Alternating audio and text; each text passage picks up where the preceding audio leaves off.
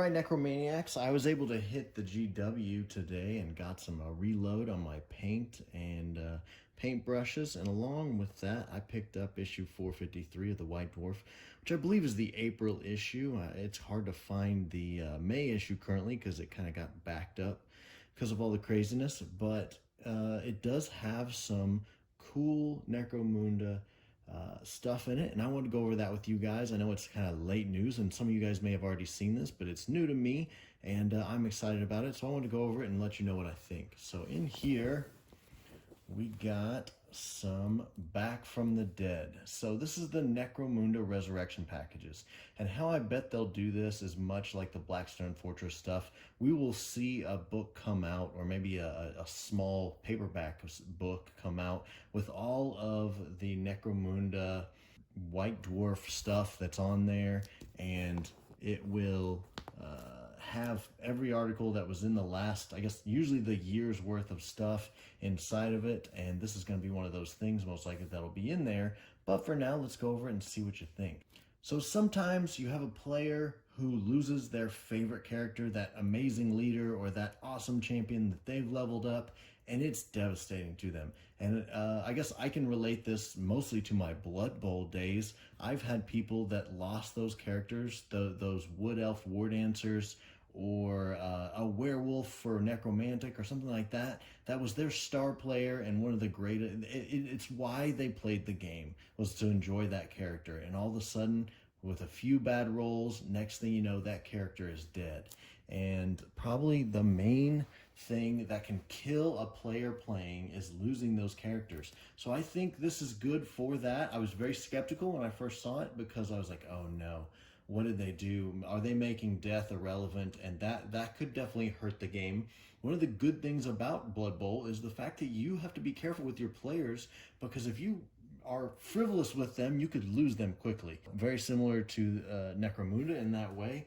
And I guess in this one, it allows you to bring them back, but the price you pay is definitely worth it in most of the instances, and I'll explain what I mean there. So you get benefits on the character. This is going to give them some good things for coming back from the dead because of the way that they came back, the price they have to pay here, and that's the toll they're going to have to take.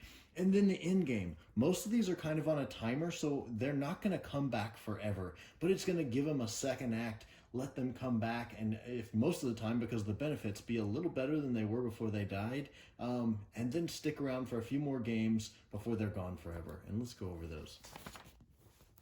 So first going to be the Archeo-Rebirth, and some of the benefits is that every time you get a lasting injury, you ignore it and count it as out cold, but you have to take a tally of those for every time you do that. So now I guess this one's tough because every time you take a lasting injury, which can happen, it's a decent amount of the chart, but that means that someone has to not only knock this character out, that's good, but it also has to get a lasting injury on them.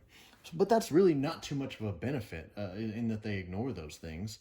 So the price is whenever the fighter activates, they must roll a d6. If the result is equal to or less than the total number of times they have avoided the lasting injuries, then they gain the insane condition. So over time, as they start piling up these lasting injuries that you make a note of, obviously it doesn't hurt them, but as you tally those up, eventually they start to go more and more insane, which is also a pretty good story factor. So I do like that one for this one. And then in the end game, if the fighter has avoided 6 lasting injuries since taking the resurrection package, they vanish into the Underhive, never to be seen again, because they become more machine than human. So I like this. It's kind of a countdown counter that slowly takes away their humanity, and then eventually they wander off into the Underhive. So this one gets a green. If I could tally these as green good, yellow average, and then red for bad, I would call this one a green one. Okay, a debt of blood. Now the benefits are they must choose a criminal guild or noble ally. The fighter's gang immediately enters into an alliance with the chosen faction, forsaking all other allies. That's probably the worst part about it, is that they have to give up their other allies if they had them. And then the fighters gain from the allies ignore the band apart rules, which I think keeps them from doing group activations with you, and so count as part of the fighter's gang, can gain experience and suffer lasting injuries. So they've just become almost regular gang members. And then the Fighters Gang the price of this is the Fighters Gang can change their alignment to match, they must change their alignment to match that of their new allies. So if there's a law-abiding one, then they have to become that, or if they can become an outlaw gang. Now, currently, we don't use that in our group, so I don't love this one because of that. And we don't use allies yet either, because I haven't had a chance to read through all of them and see if it's something that's good for our group. I do like the ones in the book of Chains for the new Goliath book, but those are pretty much, from what I can understand, Goliath only allies. So I haven't had a chance to read the other allies and some of the other books and see if it's a good thing for us. So I don't know if I like this one. And then in the end game, after each battle the gang wins, that's important, the fighter must either hand themselves over to their allies or give up a gang member. So that's a decent price to pay for it, but if you don't win all the time, which I would say most of my matches, it's about a 50-50 chance of me actually winning the scenario. I might do damage to a gang, but at the same time, I don't always win a scenario. But so I guess in this one, I don't feel like the price is that bad. I guess it's almost too good to be able to get your character back. And oh yeah, by the way, you get to gain an ally for, just out of nowhere, pick an ally. Okay, great. And then the price is, if you win, you have to hand over a gang member. Yes, that costs money, but hand them a Juve or hand them a Ganger and just rebuy one. I cut and rebuy Gangers all the time, so that's not really a problem. I'll give him the guy who just got his arm blown off or his eye shot out, no problem, and keep on going if I even won that mission. So I don't like this one because it's a little too easy to not have any real penalties. If anything, gaining the ally that doesn't have to deal with any of the band apart rules or anything is almost a little bit too good. So next is it has no counter, I guess is what I'm trying to say. There's no countdown to where you're eventually going to lose that character again, which is what I like about these. Demonic Possession. So the fighter gains the fearsome skill if they do not have it, and the enemy must pass a cool check to target them with ranged weapons. That's awesome. So not only do they get fearsome, which keeps you from being, they have to pass a willpower check to charge you, but they also have to pass a cool check to target them with ranged weapons. And then, in addition, they gain the unsanctioned psycho rule and generate a random psychic power from the Hellic Cult psychic power list. Those psychic powers aren't overpowered. If you watch my last episode, they're not amazing. But at the same time, that's cool. You get to become a psyker, and that's neat. So next is during post-battle sequence, every battle, they will lose a point of toughness unless they perform the coup de grace action and during the battle, or if the player sacrifices one of their fighters. If the fighter's toughness ever reaches 0, they are dead for good. And they also, I guess, they lose a point of toughness unless they do those things. And then each time the fighter takes a soul by performing a coup de grace action or a friendly fighter sacrificed, make a note. So that's every time. It's not just the one time during the price. It's every time you do that. So if you have, I guess I feel this one is geared toward a hand-to-hand army that likes close combat and is going to be up in your face trying to get those coup de grace anyways. That's going to kind of nullify this ability, but you have to tally them. So every time you get a coup de grace, take a note. In the post-battle sequence, before deciding whether or not to sacrifice a friendly fighter, roll a 2d6. If the result is equal to or lower than the number of souls the fighter is consumed, they are immediately killed as the demon breaks free. So this one definitely has a timer in that once you get too many of those coup de grace or sacrificed fighters, you are going to start to fail that roll of 2d6 and eventually lose that character for a second time and permanently. Next is going to be the Dark Pact, and this one definitely is geared toward the Hellic Chaos Cult gang. It's the one gang I do not have. I have a friend that's trying to build one of these currently so he can play with us, and I'll let you know what I think. I would say if the Dark Pact, I'm wondering if this is a balancing measure because the Hellic Cult gang, I guess Chaos Cult guys are not amazing, but there's plenty of other gangs that aren't great out there compared to Corpse Grinder Cults or Vansar, stuff like that. They're kind of the top tier gangs. So I wonder if this is a balancing measure because it seems very much geared to, the only reason you would take this is if you're the Hellic Cult gang.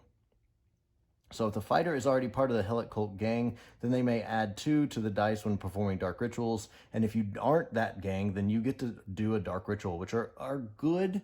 Probably the main one I like is the ignore the wound one for Nurgle, and maybe the one that allows you to kind of do a group activation as part of it for the Slanesh power. But already this is going to be a leader or a champion anyway, so they would already have that ability.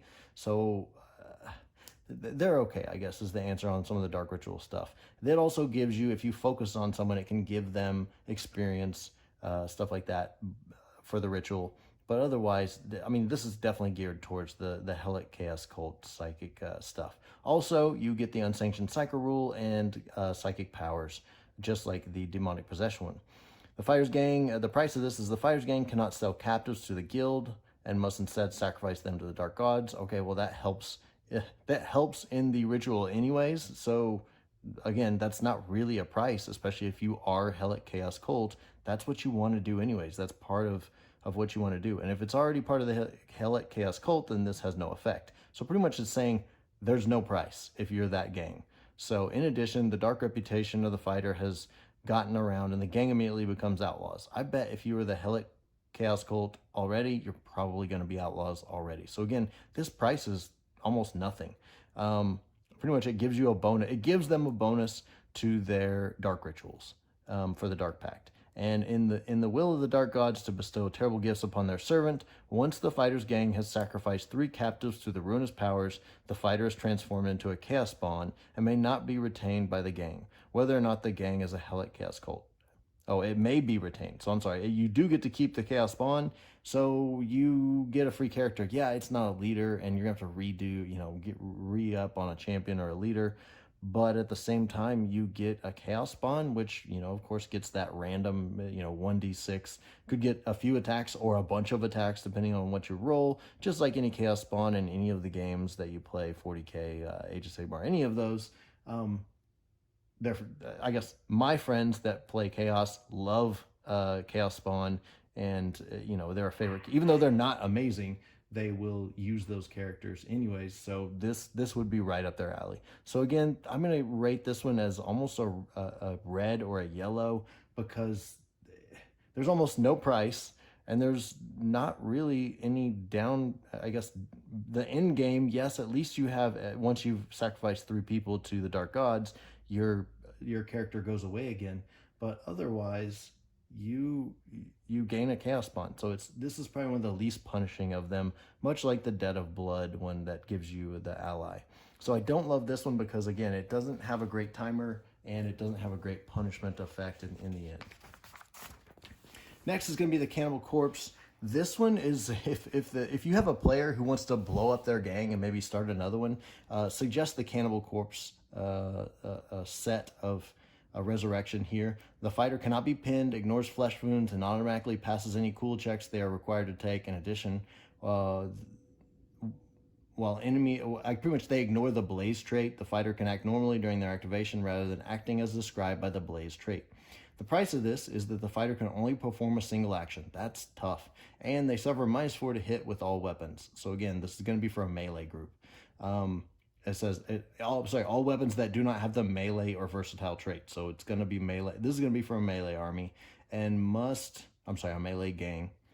And must perform the charge or coup de grace action if able. They also cannot perform group activations with fighters who are not also zombies. So again, the price there is tough because it's only 1 action per turn. Now it can be a double, I guess a double action, because it says must perform a charge or coup de grace action if able. But so you can do 1 action. It might be a double action, but you only get 1. And that's a pretty punishing price. So in game, the fighter inexorably driven to create more zombies after each battle. Run 1 randomly determined fighter in the player's game becomes a zombie. Once a fighter is a zombie, they cannot be deleted from the gang roster. And once every fighter in the gang is a zombie, it is disbanded as they wander off into the Underhive looking for fresh meat. So this one pretty much to me is like a counter that slowly destroys the whole gang. And that's brutal. So I just want to see, do you guys agree that this one's a bit much? And while but it is thematically fun. I get it. If you want to blow up your gang and start with another gang next campaign, hey, this is the way to do it. The Revenant. This is probably one of my, another one that's a favorite of mine. So if you get killed by an enemy fighter, or if you die while you're fighting an enemy gang, then you resurrect the fighter, and whenever the resurrected fighter faces the chosen enemy, they re-roll failed hit and wound rolls, as well as the injury dice when making attacks against them. That's awesome. Cool benefit. Very thematic, especially if you're going after a specific character. If you didn't get killed by a specific character, then you pretty much nominate the leader of that gang to go after. But that's, to me, not as fun. You want to go after that one guy who cut your head off, or, melted you with a melted gun. So the fighter must try to kill their killer. Each time the gang doesn't face the enemy's gang in battle, then they must roll a d6. On a 4+, they lose a point of strength. If they're ever reduced to 0 strength, they die and are removed from the gang roster. So, and then the end game. So the price is tough. You constantly need to be challenging this gang, and that might get to be, I guess, as an arbiter, I would say, okay, you're allowed to challenge them every other battle. You can't challenge them every single battle with that. Okay, and then finally in the end game, if the fighter ever kills their enemy, then the fighter retires. So if they kill their enemy and roll a memorable death result on the lasting injury table, or sends them to the dock and they are not saved, then the fighter retires and is removed from the gang roster. So you get to go back to sleep after getting vengeance for yourself. Awesome, thematic. That's probably one of my favorite ones for the Revenant. Xenos Resurrection. The fighter is not entirely human anymore. Each time the fighter suffers a lasting injury, the fighter counts the effect as out cold instead. Unless a memorable death or critical injury was generated. When the fighter avoids a lasting injury in this way, however, the player must make a note. If they survive one lasting injury, they cannot use or benefit from the leading by example rule. That's in the nerve test stuff, and that allows you to have a 12-inch bubble. That's kind of one of those rules that's definitely people will forget about, is the leading by example. A leader gets 12 inches. If he's made a cool check, then everyone within 12 inches of him doesn't have to take a cool check. And same thing for champions. If they've made a cool check, everyone within 6 inches of them does not have to pass a cool check. Finally, if they have survived 4 or more next is 2 injuries, 2 lasting injuries, they cannot take part in group activations. Not horrible, not the end of the world, but if they have survived 3 lasting injuries, they cannot be a target of friendly gang tactics. Again, we hate gang tactics cards, unfortunately, so that's not going to be a thing that you're going to see all the time. We do use them as a balancing measure, but I don't, that one again is not too punishing. 4 or more lasting injuries, then friendly fighters may never voluntarily be deployed or move within 3 inches of the fighter. Again, like, is that a punishment? I don't know. I keep my guys spread out anyways, because I don't want to catch a grenade that's going to get 2 guys in a row guaranteed. So I keep my guys spread probably right at around 3 inches anyways. So for tactical reasons, don't bunch them up inside of 3 inches, other than to do group activations, which, by the way, you can't do any at this point anyways, because you've already taken 2 lasting injuries. So the price again on that one is not too punishing, really. Okay, in game, 4 or more lasting injuries. Each time they suffer a new lasting injury, they must roll a 2d6. If the result of the dice roll is equal to or lower than the current number of lasting injuries they have survived, they immediately transform into a beast slayer or a creature chosen by the arbiter, and will always attack the nearest fighters, friend or foe. So they become, a terrain that can attack you after that, or just, maybe I would probably make them something Gene Stealer type of monster that would want to roam around and move around and get into base to base and do some damage to make it more punishing. Again, this one I don't feel is good enough of an end game or a price for getting your character back. But that's just me, so I don't love this one. Probably rank it as a yellow or a red. So Skindeep Doppleganger, last one. Fighter's not quite the same. They gain all their experience back and can respend it on different new skills, and they also are not limited by the skill charts, so they can choose from any skill category and not just those available to their gang. And then in game, the price of this is the fighter cannot make or participate in group activations, nor can they use or benefit from the leading by example rules. Again, that's not much of a price. Yes, it's probably going to be a leader or a ganger you're going to resurrect in the end. and so they lose the ability to do those group activations, and that's not great. But it's at the same time, it's not the end of the world either. I'll take him. I'll get my guy back from the dead for that. Endgame. The fighter is following their own secret agenda. At the end of the battle a fighter takes part in, roll 3d6. If a double is rolled, the fighter disappears for a battle, effectively going into recovery. And then if a triple is rolled, they vanish entirely. So I wrote the odds out there. It's not 1 in 136. I'm sorry, 163, but it's way up there to roll triples on 3 dice. That's not going to happen. So I hate this one for the fact that you might get the doubles and have them need to go into recovery for a while, but the chance of rolling the three same points on 3 dice is so high. If you do it once per game, that's not going to happen. So I don't like this one at all for the end game. It seems like it doesn't have enough of a price in an end game for this one. So this one's definitely a red. I wouldn't allow this one as an arbiter. So putting on your arbiter hat, how would you deal with these? Which ones would you allow? Which ones would you not allow? I would say this is something to keep in your back pocket, and don't pull this out until you have that player who just lost that character, and they, maybe they come talk to you if you got a good relationship with them and say, you know what, after losing that guy, I don't even want to play anymore. I definitely had a dwarf team that happened to me, and I went to the guy running the league in a Blood Bowl league and said, I'm done after losing him. And so I wish there was kind of been something like this in Blood Bowl that would have allowed me to stay in the league and not just kind of, I finished my games, but I didn't make it to the playoffs or anything like that because my team was wrecked after losing 2 of my top players, and I was so out of it at that point, and I didn't even care. I kind of, muddled through the last few games, got my butt kicked, and it was tough. So if you see this happen, this is something to keep in your back pocket, because once you put it out there and allow players to do it, now you got to let everybody do it. So I guess that's the kind of double-edged sword of that this is doing that. So let me know what you guys think about this. Is it something for you? Do you like it? Do you not like it? Tell me why in the comments. Thank you guys. Static out.